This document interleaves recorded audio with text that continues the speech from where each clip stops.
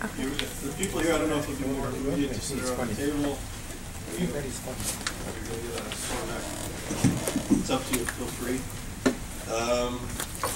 So my name is Charles Small, and I'm the director of ISGAP, the Institute for the Study of Global Antisemitism and Policy. And today we have a real honor to have Professor Uzi Rabi here. Uzi is going to speak about Iran, Israel, and the Arab world, new discourses in a changing environment. Uzi Rabi is a professor of Middle East Studies, is the director of the Dayan Center at Tel Aviv University. He recently published a book called International Intervention in Local Conflicts, Conflict Management, and Crisis Revolution since the Cold War. It was published by IP Taurus in 2010.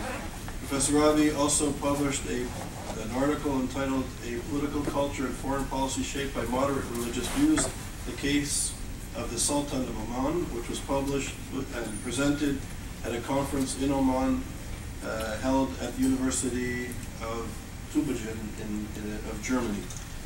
In early September, he spoke at the University of Sao Paulo in Brazil and at a number of engagements in Argentina on issues of the Palestinian state imminent, is a Palestinian state imminent, perspectives and possible scenarios. These events were organized by the Tel Aviv University and host universities in South America. Professor Rabi also participated in international conferences throughout the world and recently gave an important paper on the Middle East between democracy and state failure, question mark. And the topic was focusing on Yemen as a failed state. Professor Rabi regularly appears on a number of national and international news outlets. He's a regular consultant for the media. His area of expertise includes modern history of states and societies in the Persian Gulf, state building in the Middle East in general, oil and politics in the Middle East, and the Iranian-Arab or Sunni Shiite relations in the region. He's really one of the foremost experts in the world on these issues, and it's really an honor that Uzi came all the way across from Israel to be here this evening. Thank you. Well, thanks a lot, Charles, and I'm really honored to be here, and it's my pleasure, of course. And what I would like to share with you is some of the thoughts, some of the insights we do have in Tel Aviv University in the center, the Moshe Dayan Center for Middle Eastern Studies. So let me just use this presentation.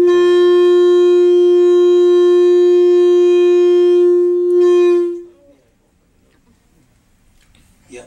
Oh, so let me use this presentation first.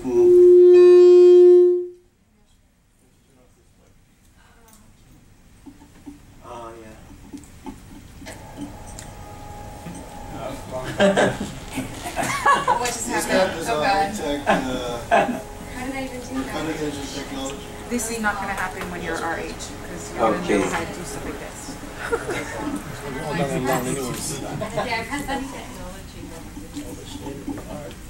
See, we're still trying to figure things out. But when you're an elder, we'll have all this figured out. It will just be like, doom, doom, doom.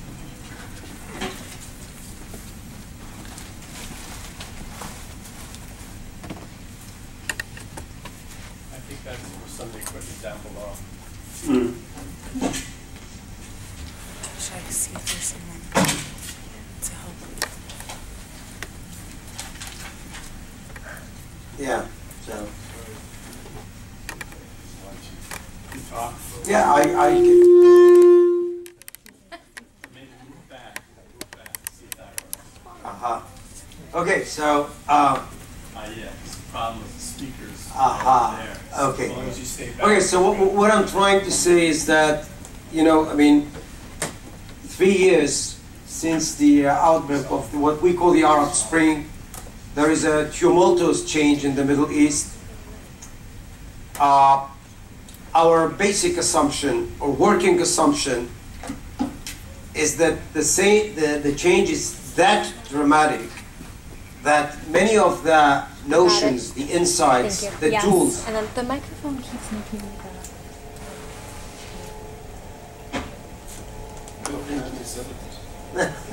Expensive high tech. Yeah.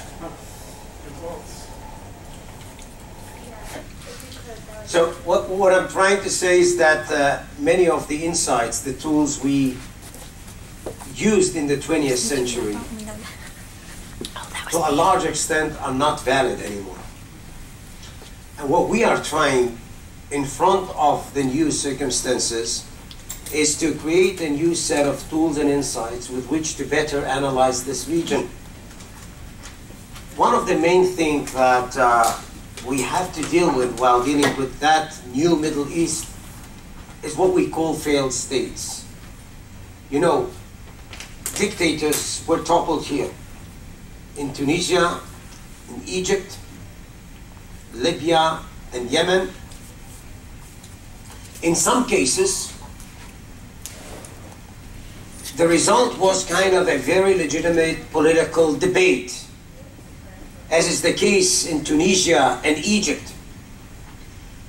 But in other cases, when the community is comprised of different sects, minorities, religious types, the weakening or the downfall of the dictator created sort of a breakup, and the state that was created, let's say, in the aftermath of the First World War by the British or the French, and was from the beginning kind of a mosaic of sects and minorities, is being broken up to its components. If we can see the nowadays Syria, this is the state that formerly used to be known as Syria. Basically, there is no Syria today anymore. Why? Because Syria is being controlled by different forces. The regime, this is the red stuff. Yellow is the Kurds. Here we have Al-Qaeda activists that came to the fore. Druze and Alawites. Sunnis and Alawites. Just to make a long story short, what we have in Syria is not only a dictator which is struggling against the rebels, so to speak, as was the case in Egypt and Tunisia. Here, straight away after the outbreak of the riots, what we got is many actors, regional actors, picking up each one of them a client of their own in Syria, and turning Syria into kind of a hub of many orientations. Syria is being broken up to its components, or the components that were there before the state was created. So what we are trying to say here is that history comes to the fore. If you would like to do or to know what's going on in Syria, you have to be familiar with the components or the ingredients that were used in order to create Syria in the French Mandate 100 years ago. And that is typical or applicable to Iraq, Libya, Afghanistan, Lebanon, and the rule is quite clear. When a state is being broken up, it is becoming a bunch of power centers, and in a very fantastic way, each component strives back to its what we call pre-state construction. So it's sort of a game with history. And what we have here more often than not is the pre-state identities who come to the fore. Basically, when the West is dealing with the Middle East, more often than not, the United States, Europe, are using what we call the nationalistic scale. Tell me if you are a Syrian, Lebanese, Iraqi. We think that this is not the best definition or tool one should come up with in order to better understand the geopolitical game here. In order to be familiar with what's going on, you have to first differentiate between Sunnis and Shiites. Kurds, Druze, Maronites, Alawites. And these are identities that are being gleaned from times immemorial. Nationalistic ideas here were created by the British and the French in the aftermath of the First World War. Relatively speaking, historically speaking, this is a very, very young phenomenon. When we talk about Arabs, Persians, Turks, Sunnis, Shiites, Alawites, etc., we do talk about millennia. And in a very fascinating way, on top of this Arab Spring, internet, Facebook, Twittering, everything is right. But in the backdoor of this phenomenon, what came to the fore with the breakup of states, all these identities, primordial identities, scientifically put, that are dictating the rhythm nowadays. So what we have, just to sum up this, what I just said till now, failed states. Syria is just a case to the point.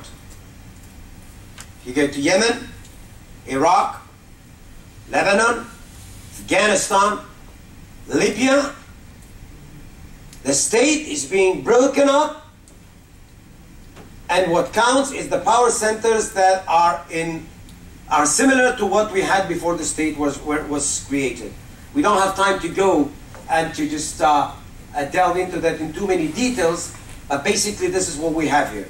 So here again, these are the boundaries of Syria. Here is Iraq. Here is Jordan. Of course, Lebanon. But this is misleading, because what we have here is Sunnis and Shiites crossing the borders and being positioned in two main camps by which to better understand what's going on here. Iran is supporting Bashar in Damascus, instructed Hezbollah, the Iranian client in Lebanon, to cross the borders and to support Bashar in the massacre or the genocide which is being held in Syria against the Sunnis. Sunnis are crossing the border to Lebanon. I hope that you can follow that. But Hezbollah is being sabotaged and attacked by Sunnis who came from Syria, booby traps and other damages that are inflicted upon Hezbollah by those Sunnis. So basically, it's not Lebanese, Syrian, Iraqi identity. It is first and foremost the Sunni versus the Shiites.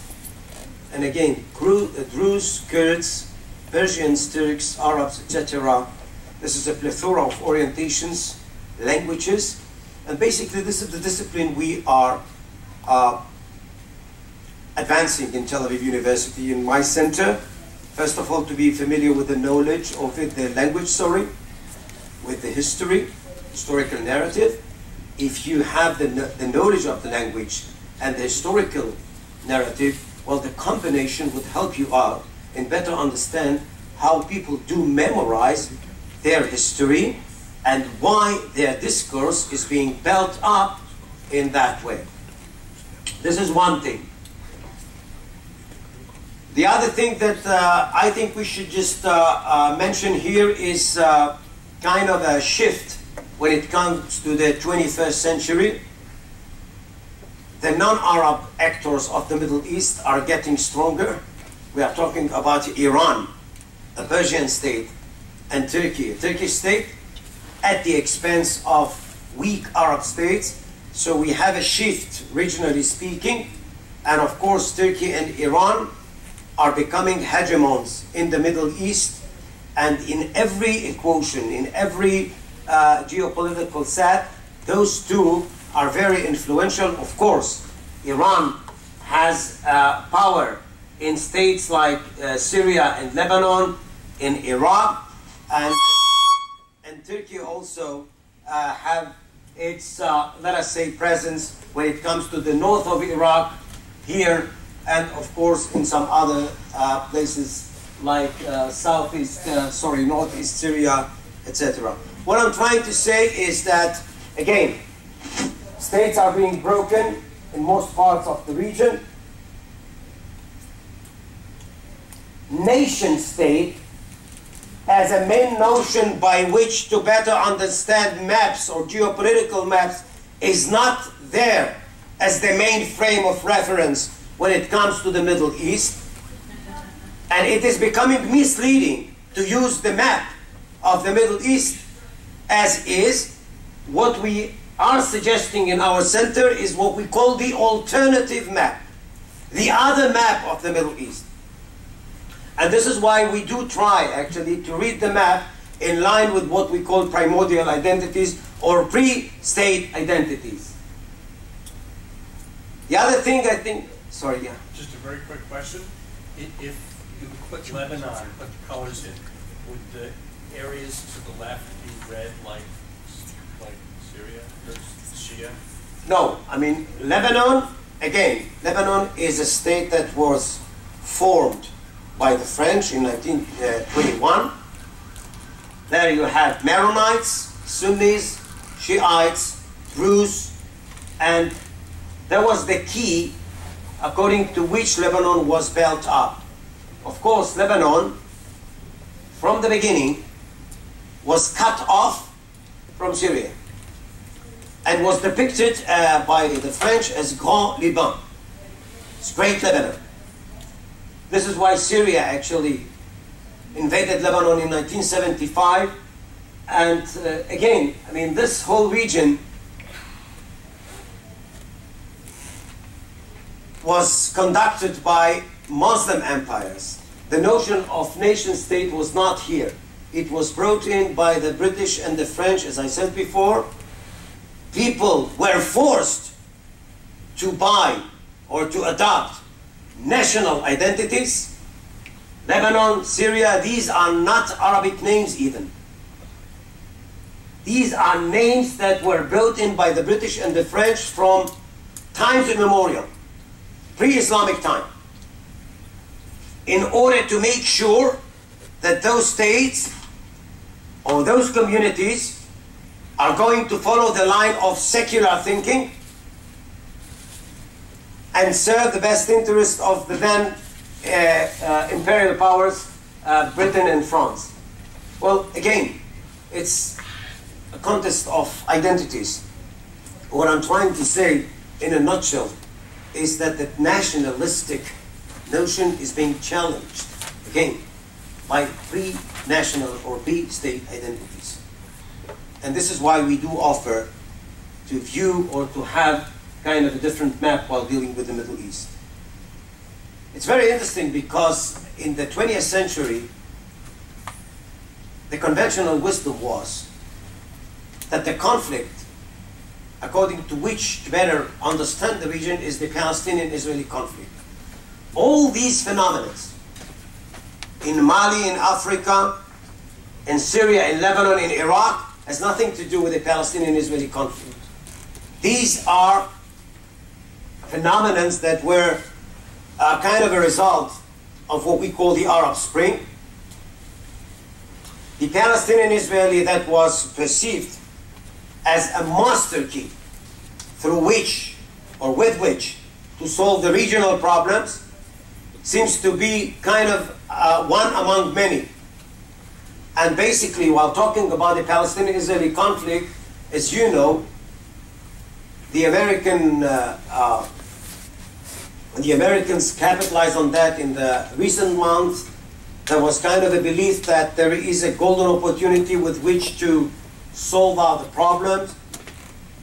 And again, I mean, we are back in square one. But what I'm trying to say is that Israel, while dealing with this region and having kind of a general look at what's going on, the Palestinian-Israeli conflict is still there, but it is not the key by which to understand what's going on in the other parts of the region. So even if we would like and understand that this is high time for Palestinians and Israelis to get closer to a compromise. Again, it has nothing to do with solving the problems of the other states. What is happening in Syria is a genocide. I happened to be in Jordan, met some injured Syrians that became refugees and found shelter in Jordan. It's horrible. I can tell you that what's going on in Syria is something which is really, really problematic. I'm using Syria in order to, in this short presentation, to bring in some of the things that are very typical to this changing Middle East, or to describe what I call the changing environment. So in a way in Syria we have what we saw in Egypt with Mubarak and others. We have Bashar al-Assad in Damascus versus the rebels. But again, this is only the ground floor. If you would like to have the other dimension, so again what I said before, Sunni versus Shiites, boundaries are being smashed, and the whole region, this is the Fertile Crescent, Iraq, Syria, Lebanon, is being characterized by what we call pre-state identities. The third level is Syria becoming not only the regional engine, but also kind of a hub for global competition. In sharp contrast to what we had in Libya, for example, when it came to Syria,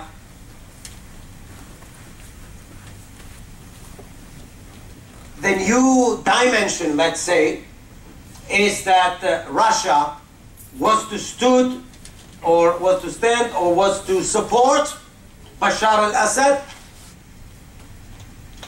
The Americans had to realize that Syria is becoming a source for what we call superpowers competition.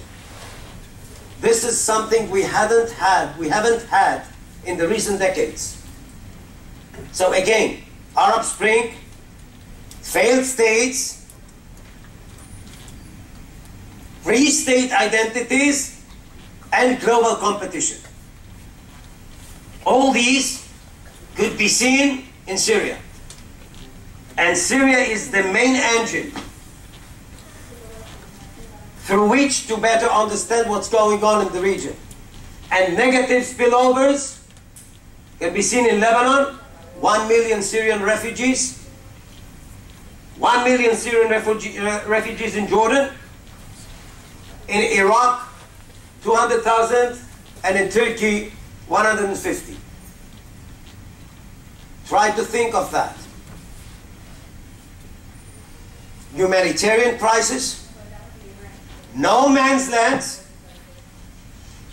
These areas have been taken captive by Al-Qaeda activists who came from Yemen, from Iraq, from every other part of the region. So what we got in nowadays Syria, and again, there is no Syria.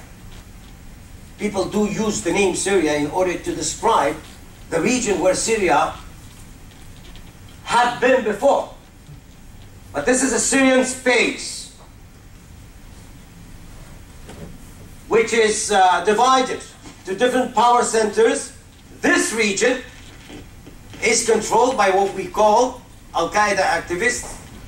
In Arabic they call themselves Jabhat al-Nusra or Daesh. Daesh is Dawla Islamiyya fil Iraq wa Sham, which means an Islamic state in Iraq and the Levant.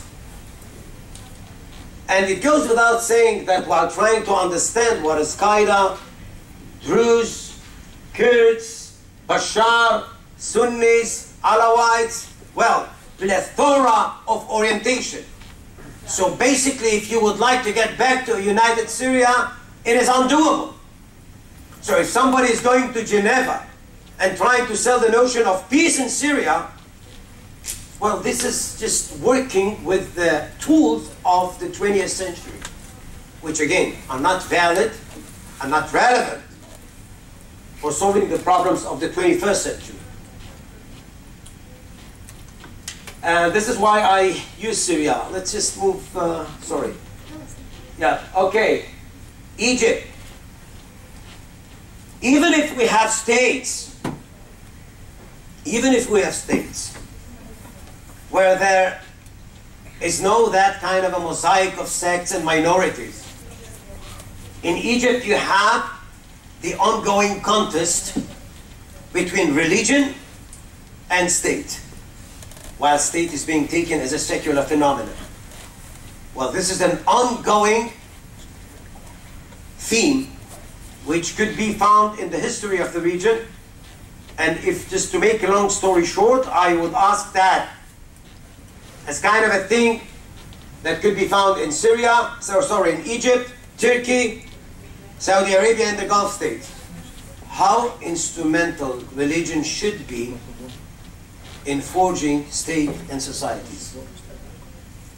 This sounds as an innocent question, but we know when states are getting closer to that kind of a question, what they're going to have is to experience kind of a very painful process according to which to find a compromise between the state and the religion. Egypt is there. Turkey is there. I think that the Arab Gulf states are also there.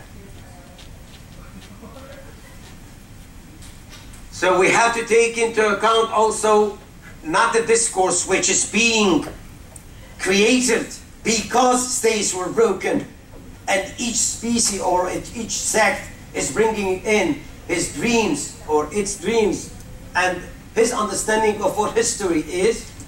We have also kind of a general question which is applicable to all parts or flanks of the Middle East, and the basic or the bottom line is how instrumental religion should be in forging state and societies, very applicable to Egypt. And here comes the other thing. Well, I won't deal with the United States too much, but this is a widely held perception in the Middle East that the US is a giant in retreat. A giant in retreat. Of course, what was proved in September 2013, when the Russians came in Syria, and when it became clear that the Russians stand still when it comes to the survival of Bashar al-Assad, when it became clear that the Americans, in spite of their declaration and assessment that they are going to militarily act in Syria, when this whole saga was ended up in what we call a retreat, that was a signal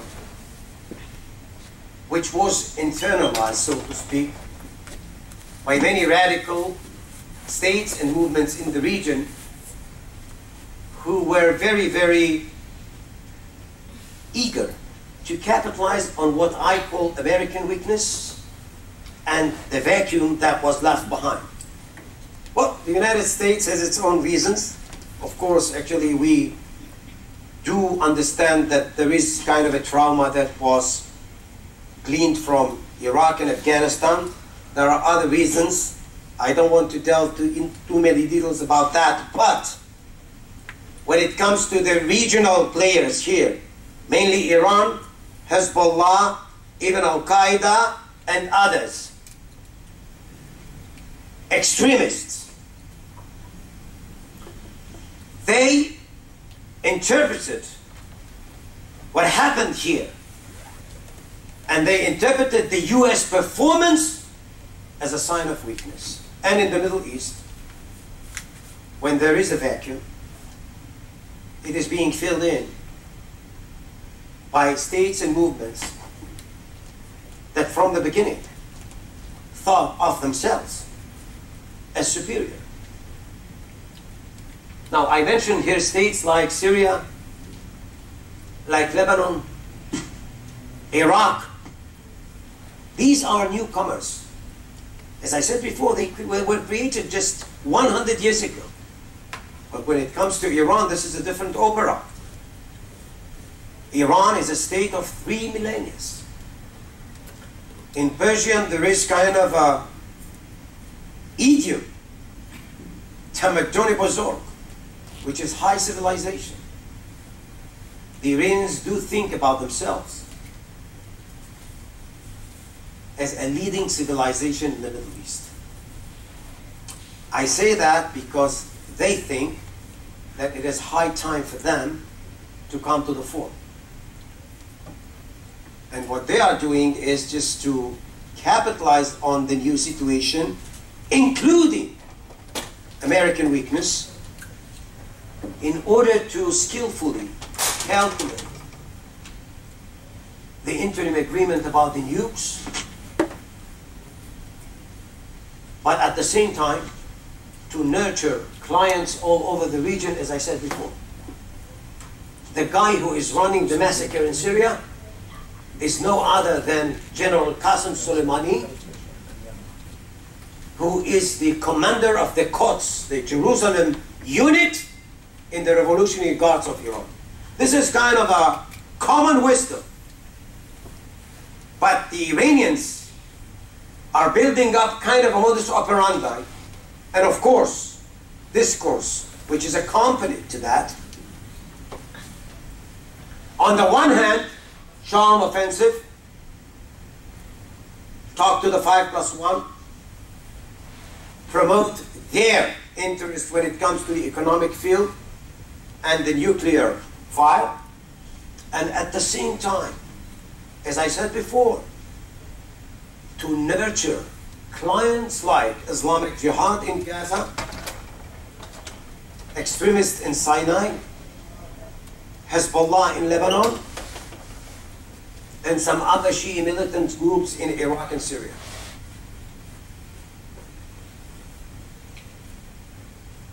And they are able to do that because they also capitalize on the new situation in the Middle East. And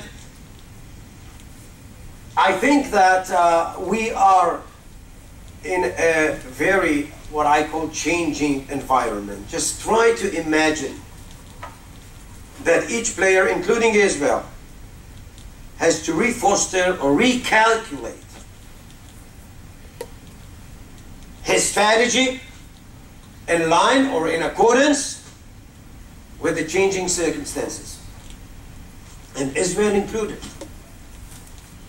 Just like the recent week or a week ago, those two different wings of the Palestinian reality, Fatah or PLO in the West Bank, and the Hamas in Gaza. By the way, here again, you have kind of an example of how a would-be state, if at all, Palestine, is something that Palestinians are debating about in terms of what comes first, state or secularism. This is what Abu Mazen or Mahmoud Abbas is preaching for, or religionism, which is what Hamas is preaching for. So the notion is, if I would have a Palestine in the future, what sort of Palestine I would like to have? A secular Palestine or an Islamic Palestine? And this is the result, could be seen in the breach between West Bank and Gaza. West Bank is being ruled by the secularists. Gaza is being ruled by the religionists. And a week ago, both came up with kind of a compromise by which to forge a unity government or united government And this brought in a lot of speculation about what Hamas has in mind, what Abu Mazen has in mind. I would use that in order to provide you with an idea of how players in this region are recalculating their strategy. Hamas, a year ago, got the upper hand because he was count on Egypt, which was ruled by then the Muslim Brothers, by the religionists. And Hamas in Gaza thought that if Morsi, if you remember the name, President Morsi in Egypt, is coming to the fore, and Egypt is ruled by religionists, it goes without saying that he could be benefited from that. The problem is that after several months, Morsi was toppled by Sisi, and Egypt became a state which is ruled by military officers, secularist military officers. And the new regime in Egypt began haunting Hamas.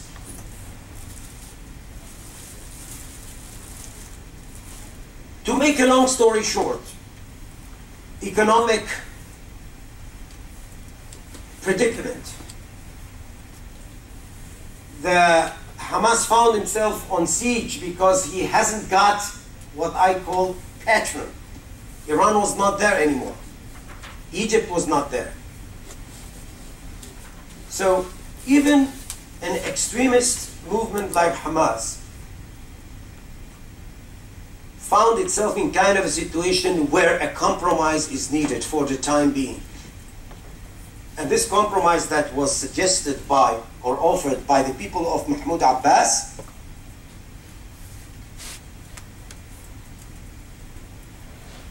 was taken with eagerness by Hamas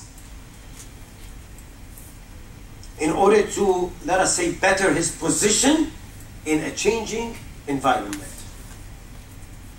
Now, what is the motivation behind Mahmoud Abbas' drive? This is a very interesting thing. Many in Israel would argue that this is another tactics by which Mahmoud Abbas is trying to persuade the Americans to put some more pressure on the Israelis not to build up settlements and to get back to talks where Israel has to just provide or deliver what was promised from the beginning to the Palestinians. I am of the opinion that we are maybe in kind of a juncture where there could be kind of a reorientation of what I call Palestinian policy. If it is true that the Palestinians are disappointed of the Americans', let's say, performance, not because the Americans are highly pro-Israelis, but because the Americans cannot deliver the whole pie. I think that Mahmoud Abbas and maybe Palestinians are considering changing the orientation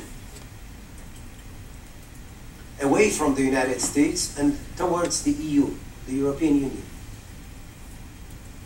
This could be an introduction to a campaign according to which the Palestinians are going to get, in the end of the day, free and independent Palestine by using legal international mechanisms and approaching the UN. It goes without saying that it would be much more effective for the Palestinians and for Abu Mazen or Mahmoud Abbas if he would come up with one voice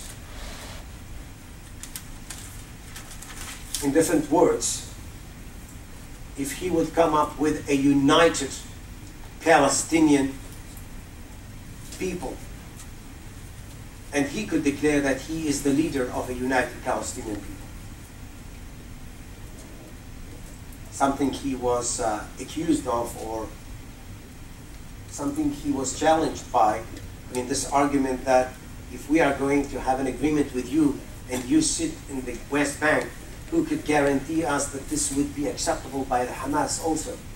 And if Hamas are going to win you over in an election campaign in half a year from now on, again, who could guarantee that the agreement that was concluded here is going to be acceptable by them. Now, very sophisticated. Abu Mazen is bringing Hamas in, declaring that Palestine is united behind him, starting the whole legal and international public relation campaign, and heading toward the UN in order to achieve an independent Palestine. This is a challenge Israel should know how to deal with. The 21st century is bringing in many challenges that could not be solved by mere military power. Israel finds itself in kind of a way where power should be used in kind of a very sophisticated and calculated way. You can't work with the hammer, just a scalpel. I mean, you have to be very careful and delicate.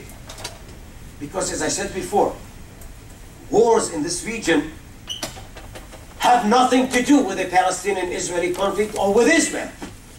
But if you are not that prudent and careful, you could easily be drawn into Syria, Lebanon, or what I call kind of a bloodshed that has nothing to do with Israel or the Palestinian-Israeli conflict.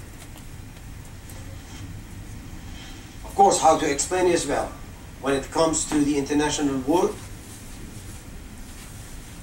this is something that we have to just bear in mind. Of course, again, 9 months. John Kerry said 9 months ago that we are that close to ending up the conflict. Ending up the conflict. We got an agreement, but between Hamas and Fatah, not between Israel and the Palestinians. What one could learn from that is the problem is where the boundary should just stand. Is it necessarily a problem of territory? Or maybe there is something which is much more structural here, something that the outsider cannot grasp, which is what I think. We have two leaders, Netanyahu and Mahmoud Abbas, who are or have to take into account the very complex political system or their constituencies. We have here two people that are experiencing mutual distrust. This is not something that could be solved by that or other formula. It's not necessarily what people think. It would be 95% of the territories to be brought in back to the Palestinians, or 93%, as was suggested by Ehud Olmert. The problem is not there, and the reality it's here. Perceptions, conceptions, twisted perceptions of the other. This is part of a very well-known Middle Eastern problem. I always used to say that in this region, we do talk in millennia. It's not decades, it's not even centuries. And this is something that we should take into account. It would take time before people would learn to accept the other. I would put it that way. And it has to do with educational revolution. It has to do with time. Jumping into conclusion or having kind of a quantum leap with which to come up with kind of a formula by which to end the conflict. This is a mere naivete.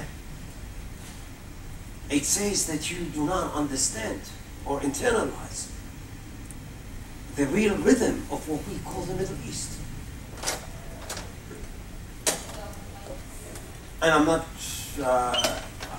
what I'm trying to say is that this is what we are educating, or how we are educating our students in Tel Aviv University, in our center. And I think that this is something that should be brought in, because the Middle East has a different rhythm. Political scientists would love the idea of having kind of a model to be implemented in other part of the region. What we are saying when it comes to the Middle East is simply that culture matters. And since political culture in the Middle East is something different, you can't have different models being implemented or being brought in from other parts of the world. I mean, what I'm trying to say, this is not necessarily kind of something that would result in a positive outcome. And we have seen that a lot in the recent 200 years. I don't know where to stop, Charles, but maybe let's, I don't want to, because I keep talking and I don't, I mean, yeah, so what I'm trying to... Don't stop. No, so what I'm trying to say is that this is what we are, we have to emphasize here. It's not the map you see when you look at the Middle East. And we are trying to come up to our policymakers, to our audience, to our students, with the notion of an alternative map. This is not the Middle East we used to see, because it's not the US alone. It's Russia and China. And there are different or shifting alliances here. And this is why I said that everybody is recalculating its own future strategy. Sisi, for example, the president of Egypt, is considering kind of a new deal with Russia when it comes to the weapons and stuff. At times, it is a signal which means to be sent to the United States or the Americans, as if to say, look, if you are not going actually to keep up to your promise, what we are going to do is just to taste the water and see what China and Russia has to say about that. So everything is on the move. And Israel, because of that, has to take that into account.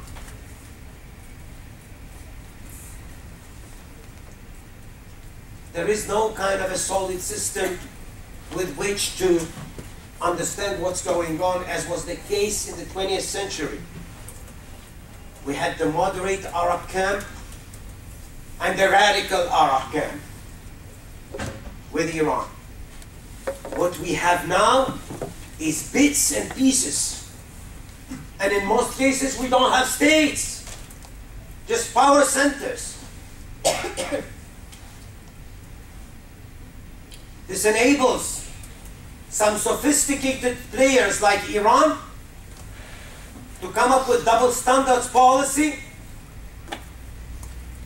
and indirectly threat on the 5+1 that if they are going to talk about Syria and Iraq, it would hamper negotiations. And this is exactly what Iran is doing. And since the West is eager to have a progress when it comes to negotiations with Iran, they turn a blind eye to what's going on in Iraq, Syria, Lebanon, etc. And then they're going to pay a heavy price with the negative spillover effect in Jordan, Lebanon, Turkey, Iraq, and other states. So we are in the midst of a turmoil. And this is why I said that also Israel should reread the map, should better understand or realize what's going on, and Israel too has to foster a new strategy in order to adjust itself to the new realities of the 21st century. So I'll stop here.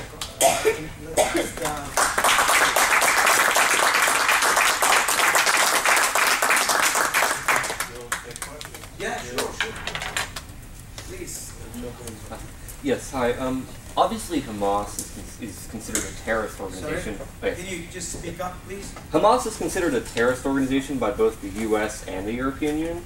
But while obviously the concern is that this new unity agreement would lead to more of a radicalization of the moderates in the West Bank, do you think there's at all a possibility that by talking more, Abbas might actually be able to convince the Hamas agents to secularize more and be more moderate so they don't get stigmatized so much? Well, I think that this is the wishful thinking that the West is, the United States, for example, reached at a certain stage to talk to the moderate wings of the Taliban in Afghanistan. This is the same thing, almost. I do not think that Hamas can change its attitude in accordance with what you said, because if this is what we're going to have, there would be no Hamas. What Hamas is proud of, what he is selling while trying to talk to his constituency, is that in sharp contrast to Abu Mazen or Fatah, we do not recognize the state of Israel. I'm not talking about the state of Israel as the state of the Jewish people, which is something else. But Hamas has a charter. And if you read the charter, the first sentences would be, okay, let me just quote it in kind of a way that would be very, very, okay, here is it. Palestine is not a matter of territory. Palestine is a matter of belief. That is the point of departure. So the conflict is not a matter of materialistic notion. It's not a territory. It's a matter of belief. And here comes the other part of the chart. Palestine is a state that is being stretched from River Jordan to the Mediterranean. And there is no whatsoever possibility for other entity to be there. So basically, now, there would be people, a lot of people in Israel, and they say that loud and clear, that PLO once also did not recognize Israel. But it has changed with the passage of time. So let's talk to the Hamas. I'm not against talking with the Hamas. We do talk to Hamas. And we have kind of a full-scale cooperation with Hamas. But when it comes to importing cement and some other stuff and crossings and daily issues, but it goes without saying that when it comes to the Hamas as kind of a ideological movement, and in this region ideology talks, it is the main thing in my opinion. They cannot get that far as you suggested, because they would, I would say, just leave behind the main tenets with which actually they formed Hamas. They can't do that. They can't do that, in my opinion. So basically there could be an ad hoc alliance between Fatah and Hamas, and there would be, because both of them are going to be benefited from that. But at a certain stage, the breach will be there between both parts of the Palestinian entity. To follow up from this question very briefly. Yep. Ephraim Halevi was here a few weeks ago. Columbia wrote an op-ed yesterday saying that now's the opportunity to strike Hamas because they don't have, as you were saying in your presentation, they don't have any patrons. Nobody's supporting them now. Yeah, but and he's saying I know. He said that it's a golden opportunity to topple Hamas in Gaza. Who said that? Ephraim Halevi. You know, Charles, I'm not sure that this is what I would recommend Israel to do, because I don't think Israel should interfere in Palestinian politics. And even actually Netanyahu's response, if Hamas is in, I'm out. I'm not sure that this is the main thing or the best thing one could do when it comes to that, because if Hamas is in, let Hamas say that he accepts the notion of two states, two peoples. Let Hamas say that he accepts the notion of the right of Israel to exist. So basically just deliver the responsibility to the other side. You have to be very, very smart and sophisticated in that kind of a game.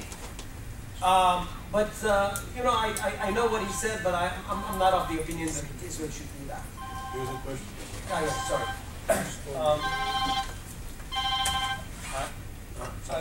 One of the things you mentioned was that I guess the perceived weakness in the Middle East of America, and I was wondering if, in fact, what was going on instead was just a policy shift, like Obama said, where we care about Syria, but the reality is strategically what's going on. There is no Syria, as you said. Strategically, we don't care. We're pivoting to China, and working on creating relationships with Asia, etc. And actually, Israel is doing that also. Trade with China has gone up. Israel should do that. I mean, with all respect, Israel should talk to China and to Russia, because this is the new game. So everyone's doing it, though. Yeah. It's not a question. But and also, just I think Obama tried to intervene in Syria, but couldn't, just because the American people and Congress wouldn't go along. Okay, so here's the thing. This is America's calculation. This is Obama administration's calculation. And again, I'm not going to judge the Americans on that. But if you ask me, what would be the result when it comes to the mind of Middle Eastern players? It is that a lot of vacuum was left behind. It is the old bark, no bite. By the way, this is a slogan that you can find in the Iranian press day by day. Haven't we told you that? And here's the thing. When the Americans saying that all options are on the table for Middle Eastern players, it is clear that all options are there, excluding the military one. And that's the rule of the game.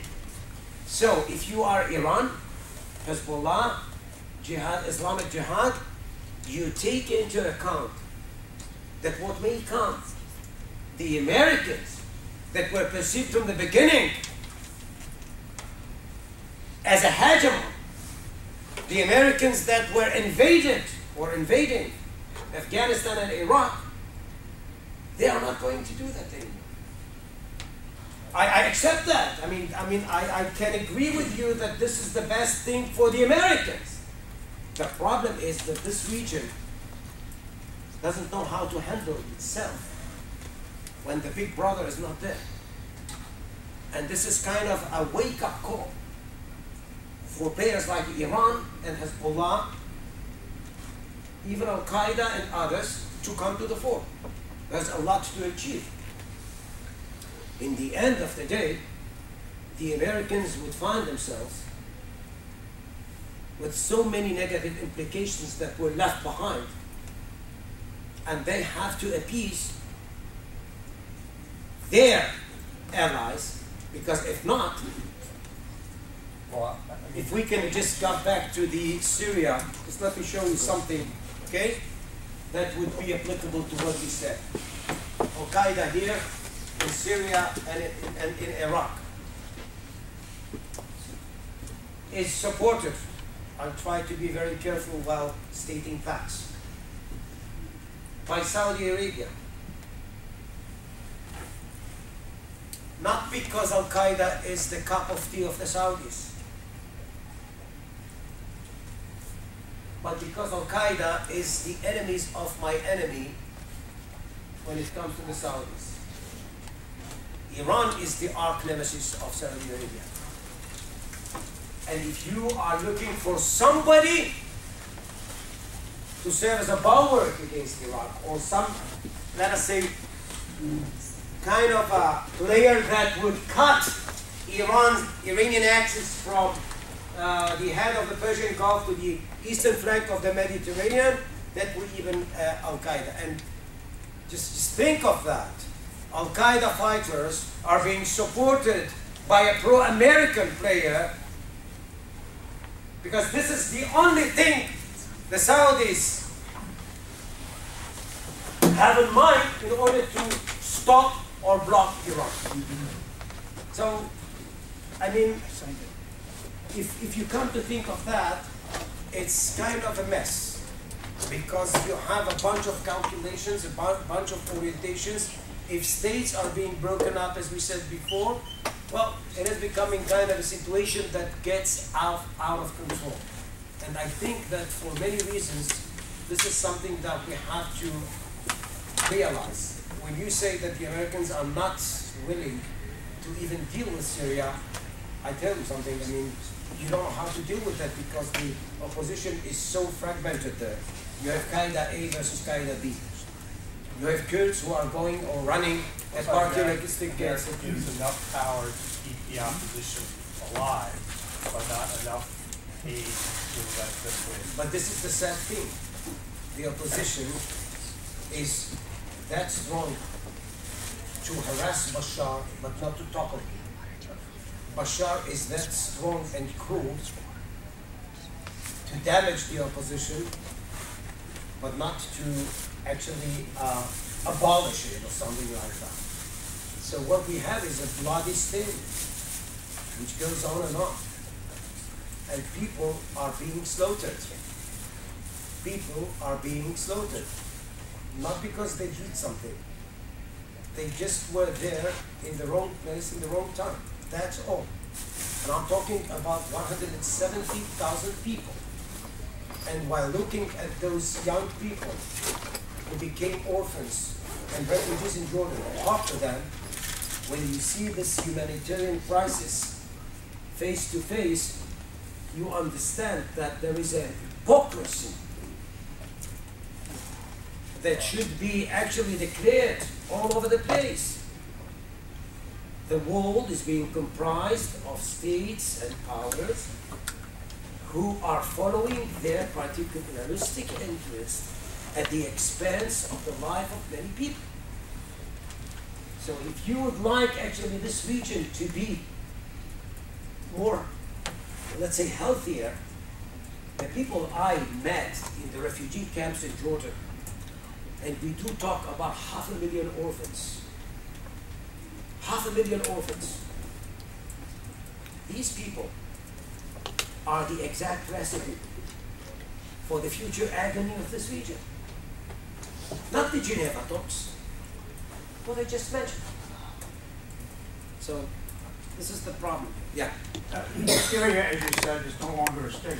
So why would there be competition between Russia, the United States, and China for something that they have no national interest or no strategic interest in? No, everybody has an interest. And just one other question. Yeah. You mentioned the hegemons of Turkey and Iran. I think you implied that they might get together someday. No. Unlikely, yeah. No, not together. They have their current interest in No, not together. Each other. Turks and Persians. Right. That is kind of a historic Except for rivalry. Yeah. But listen, if the Russians were to let the Americans to have in Syria the same they had in Libya, which means to topple down the dictator. In Libya, it was Muammar al-Gaddafi. So the game was played that way. The dictator is being toppled by the West, NATO, and the United States. And the Americans, or the Europeans, thereafter, are fostering the later on situation in line with their own interests. What Putin said here, there is no replica. There is no recurrence of the Libyan case study in Syria. Why? The Russians has many bases here in the eastern flank of the Mediterranean. They have a fleet here, and they thought about Syria as kind of an asset. If they are going to lose that, they are going to lose their stronghold in the region.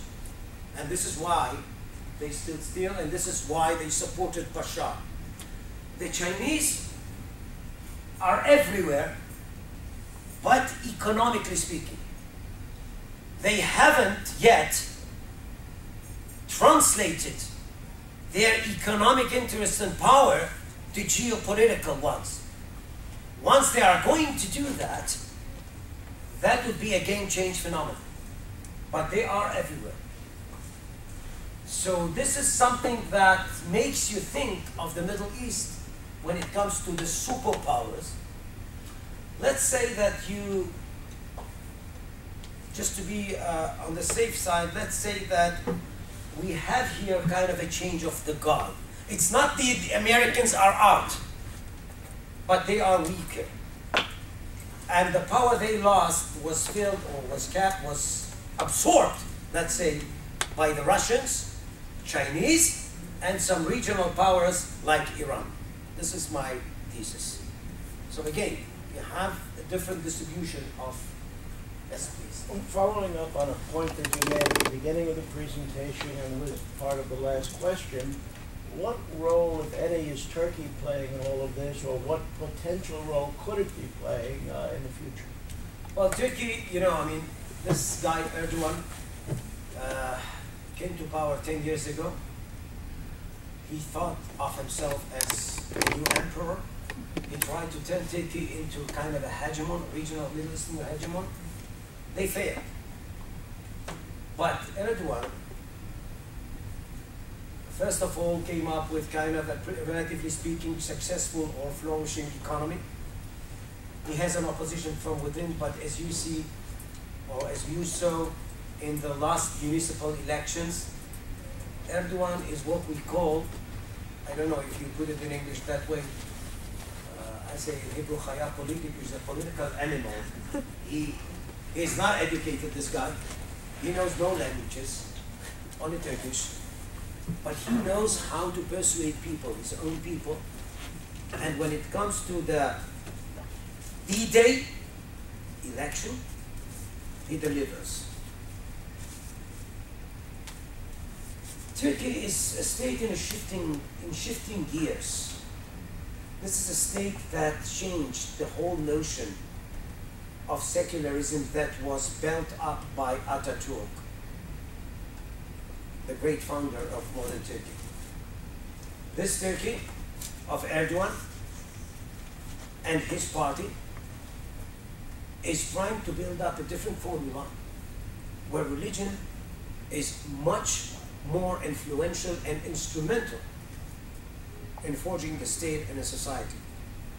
It's not easy, but what Erdogan is doing is a quiet revolution with which to turn Turkey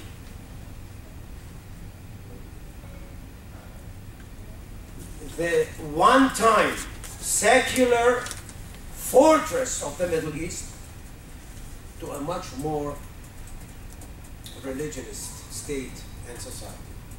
And he's doing well. He is doing well. And again, Turkey is not that. It's not Lebanon, not Syria, not Iraq. This is ancient civilization.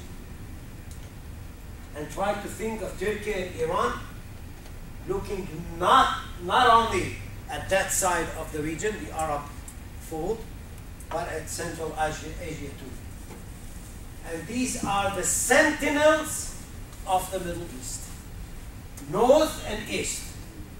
And each one of them is striving for hegemony. So basically, there is a concealed competition between Turkey and Iran. And at a certain stage, there are many bones of contention here. But for the time being, Turkey is trying to recuperate from what happened with the corruption saga of Erdogan, the opposition of Gezi Park, if you remember, I'm pretty sure that Turkey is a giant when it comes to Middle Eastern politics. If not now, it would be there in the 21st century. Stands there in the north, holding on all those rivers that do provide water to Iraq, to Syria. They have this huge appetite to become leaders of the region. They are very proud. It is similar to Iran, but in a different way. Yes, please. Monica Dayan, your colleague, talks about a larger than two-state solution. Is this disintegration in Syria, the possible rising of Kurds perhaps in Syria and in Turkey and in those contiguous areas, are there opportunities to encourage a greater number of smaller canton-like independent areas? The Barghouti. When you talk about I talk about Syria? Barghouti, I talk about Jafari, I talk about those tribal entities that with encouragement and funding might create semi-independent. Yeah, I don't think there is another solution. Only federations. Mm-hmm. Only federations. If you would like to solve all the problems of Syria, it would be federations for the Kurds. By the way, they declared their autonomy already. You have Druze, you have Alawites, etc.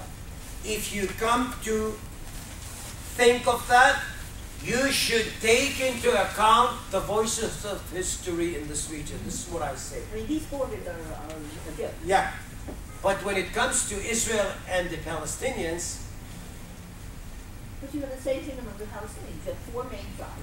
yeah, but this is a very tiny territory. Still, you have four opportunities to be four presidents or four chieftains, and to have four cabinets. You get jobs for everybody. Yeah, but this is, here's where actually you have a problem. Because this notion of states to two people is very acceptable by most Israelis and Palestinians. The problem, how to implement that. And what Oslo actually offered or suggested is the two-state solution. One of which should be Palestine for the Palestinians. What would be the other? What will be the other? The other should be Israel. But Israel should stand firm. Stand firm in its claim and demand that this state should be defined as the state of the Jewish people and its other citizens. I am against the notion of Jewish state because this sounds as a rabbinical state or a halakha state, which is not what we are trying to get. But Israel, in my opinion, and there are many who argue against that in Israel too, I think that if Abu Mazen says loud and clear, we want, allowed Israel to become the state of the Jewish people, and the Arab League follows suit, I mean, saying that kind of a no to that thing. You know, I mean, I've been here 3 weeks ago, and I was asked by some congressmen why Israel should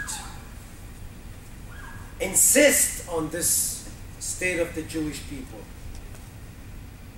I think that when Abu Mazen says that, many Israelis realize that the whole notion of the end of the conflict is not well taken and understood by the Palestinians. And let me be here very frank and straightforward. The deal is pretty clear. If I'm going to give you 67, you're going to give in return 48. See what I mean? Mm-hmm. The 67 line is the border. But I'm going to give it to you only if you're going to declare that there is no right of return to Israel proper, and that Israel is the state of the Jewish people and its other citizens. In my opinion, this should be a precondition being set by Israel. And this would be a vivid indication that the other side is understanding that this is the state of the Jewish people and the other citizens. Among them Palestinians. It's very different from Jewish states. I don't think we should actually use this Jewish state term.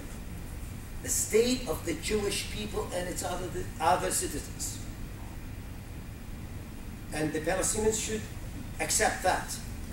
Otherwise, many Israelis rightly would argue that what the Palestinians are doing is what we call the stages strategy. Give me 67, then we'll deal about 48. And this is not acceptable anymore. So if you would like end, this is end. If you do not talk or mean business, we can't get closer to a... Yeah. Can I just have a quick follow-up? What do you say to the Islamic, to those who would use the claim of the Islamic willingness to say X in order to get finally to Y, which would be the well, I mean, this is again the Hamas question or Islamic Jihad. These people, the Islamists, are taking what we call Israel as part and parcel of Islamic property. And when this is your point of departure, we have nothing to deal about. And again, you have to ask yourself what this conflict is about. If it is territory, secular people could sit together and get half and half, 70-30, 40-60, etc. If it is a religionist one, or a cultural one, well, this is a different game. Because more often than not, those people are coming up with the ultimate goal, according to which there is no way we're going to divide or we're going to just share the same territory. It's either you or me, and that's the problem. And this is why I say it has to do with the way you define the conflict. Yes. My Arabic is not very good, but there's a term in the ideology of Islam about taqiyya, which means that you can state something. Concealment, yeah. Concealment. And it's that you can basically, in order to further the purposes of Islam, you can lie to your enemy and declare whatever they want you to declare in order to further Islam, and then you can go back on it. But you can do that even if you are a secular guy. Don't have to be religious. No, but they have no qualms about it whatsoever. And even if they declared that they recognize the state of Israel, by the way, this is what Hamas is. By the way, this is what Hamas is arguing. That even if we are going to become part and parcel of a government that would sit there in the West Bank and would talk indirectly to Israel, Mahmoud Abbas, this is part of what they call hudna. This is not to say that we do recognize the right of Israel to exist. Hudna is a meantime ceasefire. It's something like taqiyya from the other side. But again, actually, it's, it's written there. There is a charter which is hailed by Ismail Haniyeh, by the leaders of the Hamas, day by day. So if they write in their manifestation, Israel has no right to exist. So why won't this would be the first condition for them to become an international player or a part of this unity government? Why the wall, instead of depicting them as a terrorist organization? But for that matter, if you are going to become part and parcel of the Palestinian politics, why won't you omit this sentence that says loud and clear, Israel has no right to exist? And when you see that nobody even mentions that, you understand. We are back to this hypocrisy, and it is not only taqiyya or hudna. Israel has to be strong, very prudent, because what we are dealing here is with the future survival of Israel. And if we are going actually to show or to be that naive in order to forget what I just mentioned, Israel is going to pay a heavy price for that. This would even cause its demolition. I mean, this would be, kind of a recipe for its destruction in the future. You have to remember, Israel is 6-7 million people. We are enveloped by 600 million people, Muslims mainly. This is not something which is going to be changed in the coming decades or centuries even. So the recipe is pretty clear. One arm should be that strong because there are many risks and dangers here. The other should be pragmatic. If somebody would like to talk to me on a fair basis, for example, 48 to 67, we should actually cooperate and we should just sit there. If there is somebody who could deliver, we have to be that pragmatic and wise in order to conclude a deal. But only if we have the other arm with us, which has to do that, which has to has to do with what I call military power. Yes. This actually follows up on what you just said, and thank you so much. This has been amazing. If the EU and UN route, going that route, if Abbas gets that unity opinion and goes that route, what would prevent, I mean, if then we had that agreement of 48 for 60, 67 for 48, that would have to be part of then an EU or UN negotiated agreement. Do you see a problem with that, and what would that route look like? The problem is that, no, I don't see a problem with that, but the problem is, I think that Mahmoud Abbas has decided to let it go. Mahmoud Abbas is a 48 guy. He was born in Safed.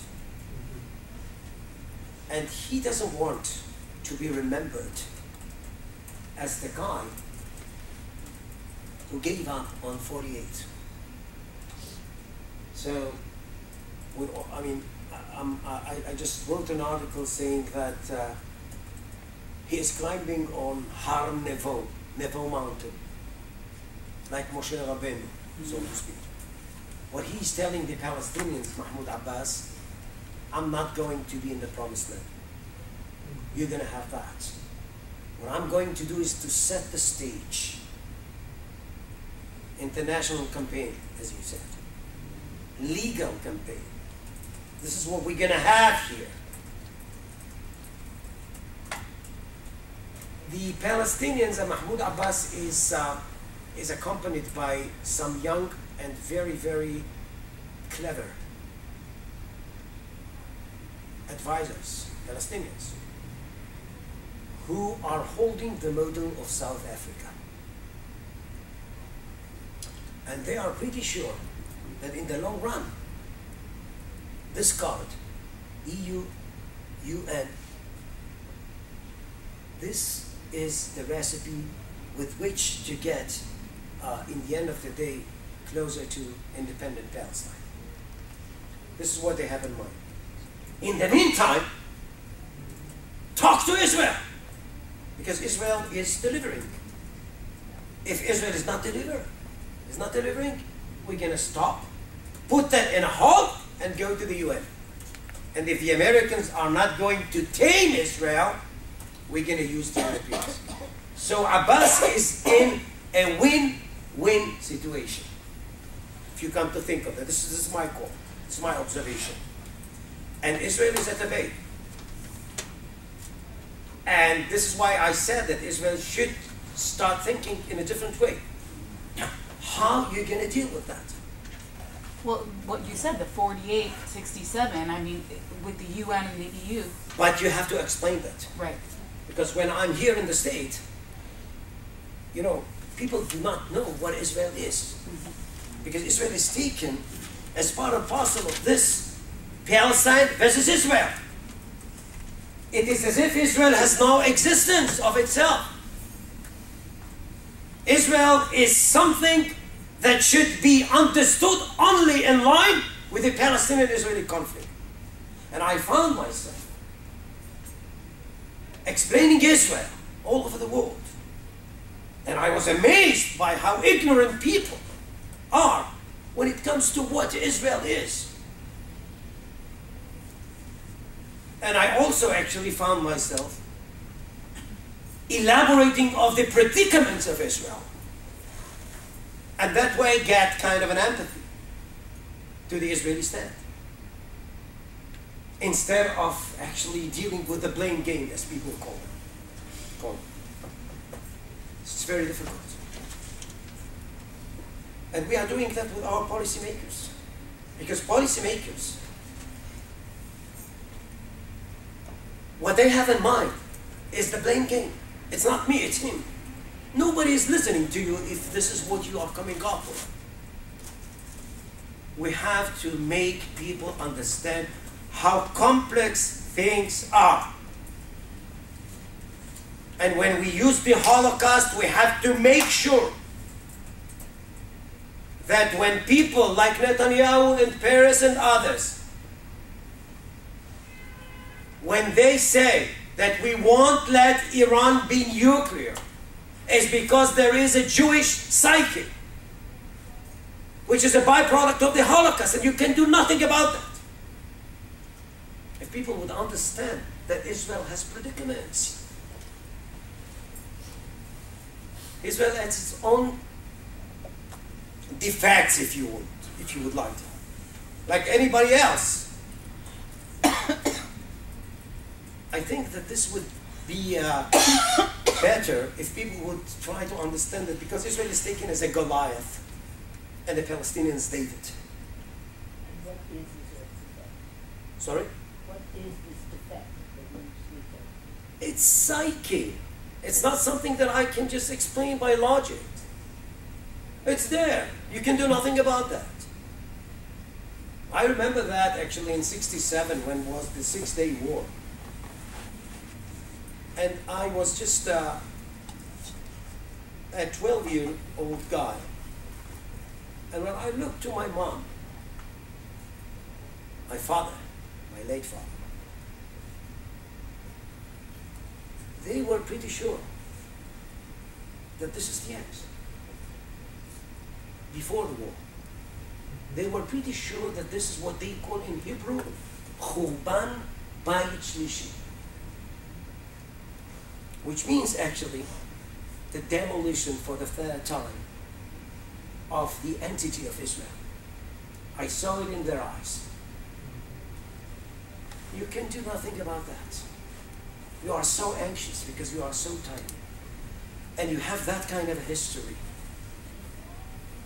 And you know that nobody in this region, when this guy is slaughtering his own people, kids,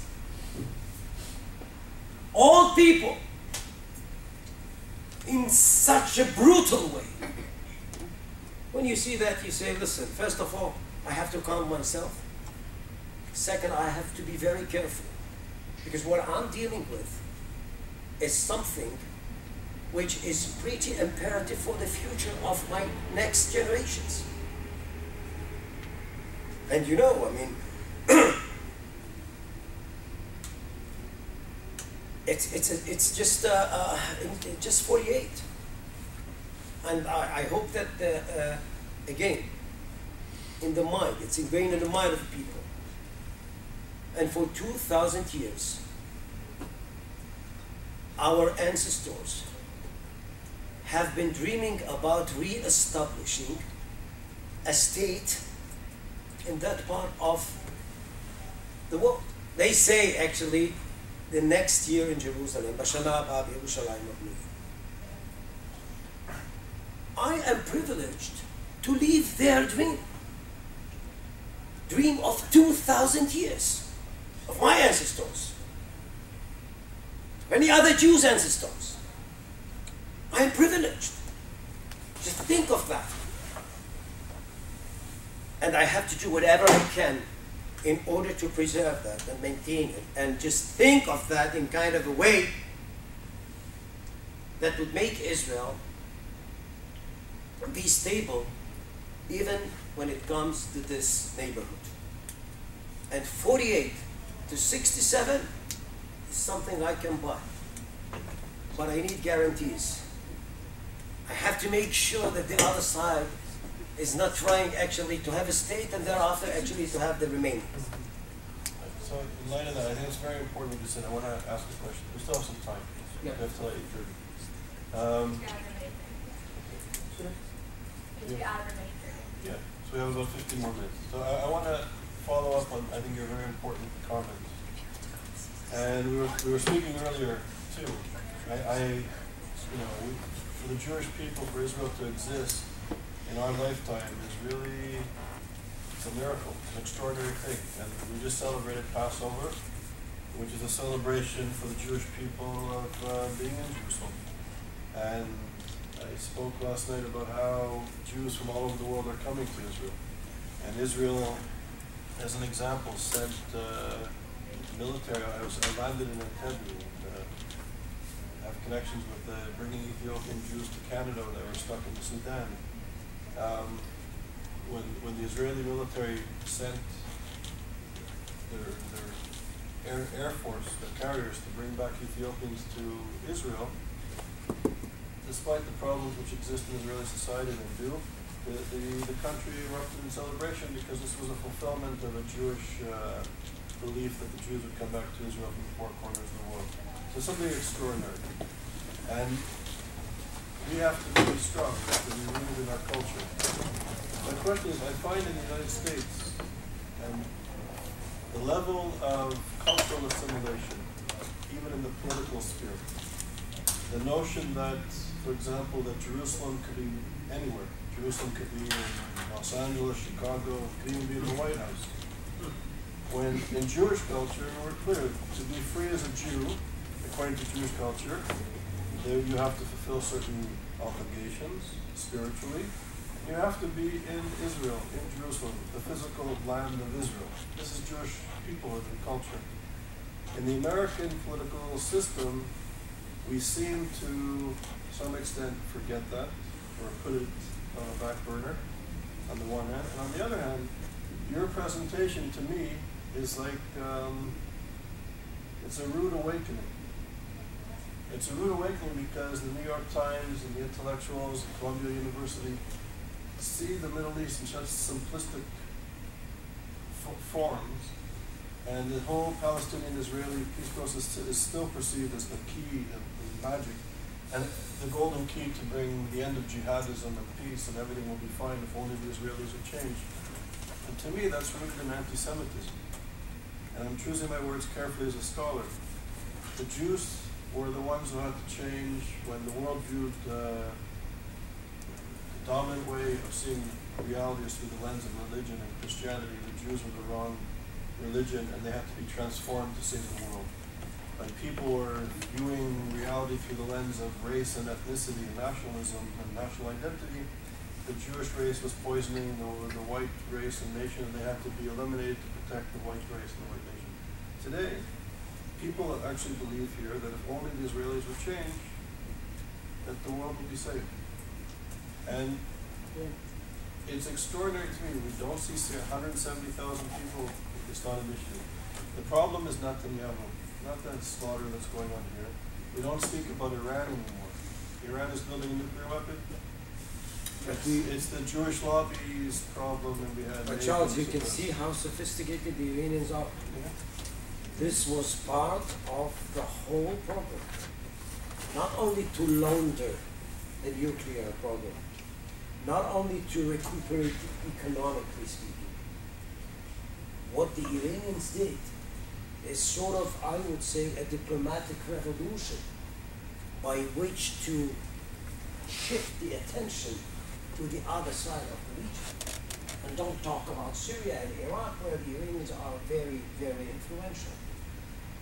I think that Israel should be that clever, because it's a different ball game. It's not the 20th century, and this is why I say we have to have a new set of tools. Some of them tools of diplomacy, some of them military, and so on. And I agree with you. The simplistic notions of what the Middle East is. This is actually my discipline. This is how we are educating our students in Tel Aviv University.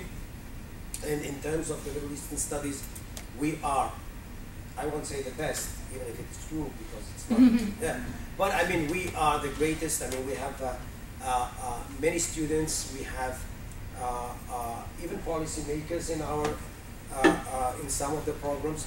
What we are trying to do is, first of all, to say, beware. If you are coming up with simplistic notions in this region, you're going to get, in the end of the day, a deadlock. In order to better understand what's going on here, first of all, you have to have a picture of the mosaic of sects, of movements, history, narratives. And if you combine all these, you're going to have, I think, a formula that would help you out to better understand what's going on, even if you don't know what actually comes next, but what's going on nowadays. This is Yeah, please. Sorry, thank you. I'd just like to ask you 3 points, point to 3 things. Firstly, as regards the international community, why is there such a reluctance to intervene in the humanitarian aspect of the situation that's going on in Syria? I know that the United Nations, they have meetings after meetings on the situation, but it seems as if the whole international community is basically turning their backs. You see children suffering every day in Syria, but nothing concrete is being done in that aspect. Well, this should have been done from the beginning. Yeah. With the Americans waiting and the world waiting for, let's let them fight each other, and then we're going to decide who is getting the upper hand and how to handle that. What happened is that the opposition became so fragmented. Again, each one of the elements of the opposition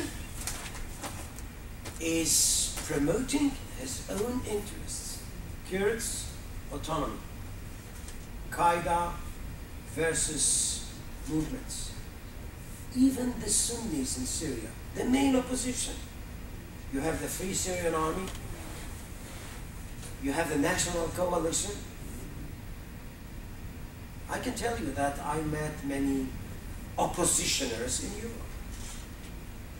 And they promise a lot about the day after. But they have no power in Syria itself. Yeah, but obviously the Geneva peace talks failed. No, I mean, that nobody talks about that anymore in the United Nations. I mean, if you talk about peace and about Syria, these are two terms which are not relevant. Not peace and not Syria. So I get back to what was mentioned here. First of all, you have to internalize the fact that what we have is a bunch of power centers. So if at all, what you have to think is sort of a federation. Listen, this state, can you go to, and just for kind of a concluding note, can you go to the map of Iraq? I mean, there was, yeah, yes. Have a look at what's going on in Iraq. There were elections yesterday in Iraq. But look at Iraq. If you don't know where it is, I don't know. I mean, yeah. Yeah. It should be here. Syria. Yeah, here is Iraq. Great. Great. Iraq. This is a de facto Kurdish state. De facto. The United Nations do not recognize this, but de facto Kurdish state. Now, Kurds are, I mean, their language is Kurdish, not Arabic. They are part of Iraq, but basically they have own dealings with Turkey out there, because almost half of the oil of Iraq will be found here. This is Shiite Iraq. Remember that Saddam, the Sunni guy, was toppled. Well, the Americans thought then that if 60% of the population of Iraq are Shiite, it would be logic to have a Shiite prime minister. The guy is Maliki. He is there, but he has, let's say, some good working relations with Iran. So, what was left is the Sunnis, 25% of the population. Now they are becoming deprived of everything. So they are here. And here is Syria. Okay? What we have here, exactly at the place where the Americans were until December 2011. Here, Fallujah. That was the headquarters of the Americans. Now it is the capital city of Al-Qaeda state in western Iraq. Sunnis, Shiites, Kurds. And in order to just have that as a concluding note, I dealt in my PhD with the history of the Persian Gulf. One of the documents that were pretty fascinating was a document that was talked about the formation of Iraq in 1921.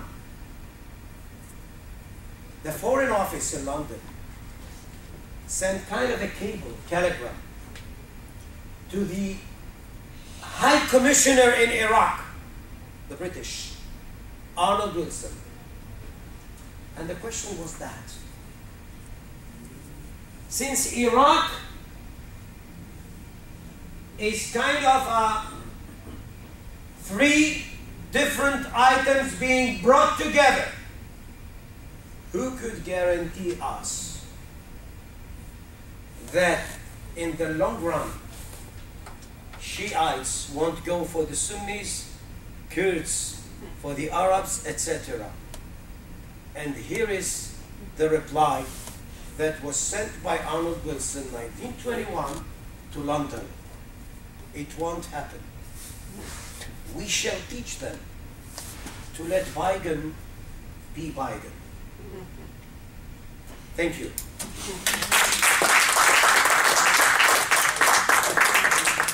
Thank you very much for an amazing analysis and presentation.